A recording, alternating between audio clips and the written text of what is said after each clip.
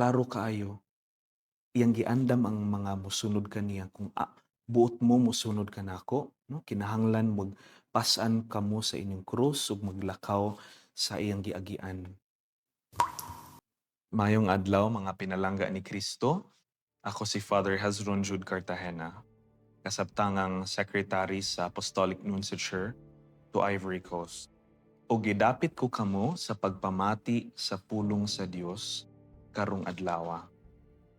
Karong simanaha mga kaigsuunan, magsunod kita sa Ebanghelyo sumala ni San Juan, Kapitulo 15 ug 16. Kini nga parte sa Ebanghelyo, muna kini ginatawag nga the farewell discourse, no? Ang pagpanamilit ni Kristo. Kay kung sundo na tong Ebanghelyo, kining dapita kanang padungman ni sa passion o death ni Kristo.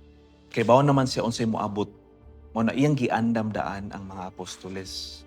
Unya haom kining atong mga ebanghelyo atong pagbasa karon kay sunod Domingo atong mga isaulog ang solemnidad sa pagsaka ni Kristo sa langit, Ascension of Jesus.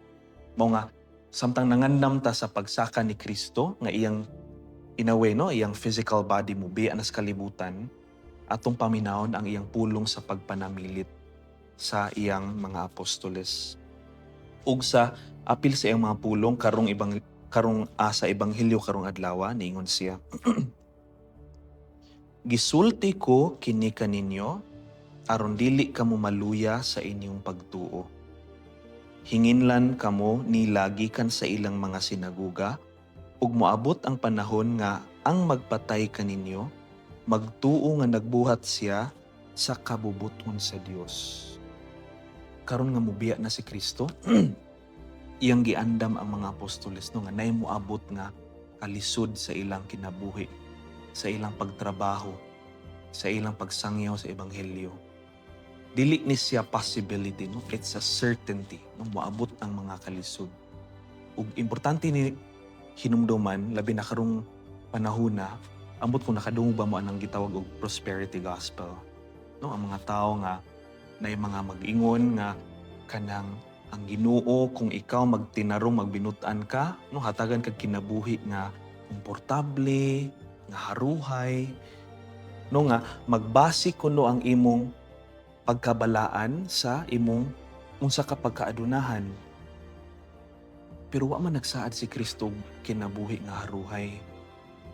Klaro kaayo, iyang giandam ang mga mosunod kaniya kung buot mo mosunod ka nako, no? Kinahanglan magpasan kamo sa inyong krus ug maglakaw sa iyang giagian. Iyang gipangandaman ng mga apostoles niini aron dili sila makalitan, dili sila madismaya. Apan naa sila kaisog mo atubang niining tanan. Hinaut-unta no sa atong kinabuhi, maabot ganing mga kalisod, ang sakit, ang mga problema, dili nato unta kanang pasanginlan si Kristo. Kita mo yung nganong man Ginoo nga nagtinarong man ta ako, nagampo man ta ako, nganong mao man ni nahitabo. Dili unta ni surprise, no? It should be something expected. Kay nagsunod man ko sa laraw ni Kristo.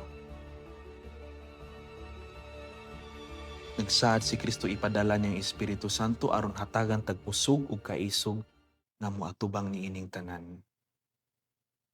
Amen.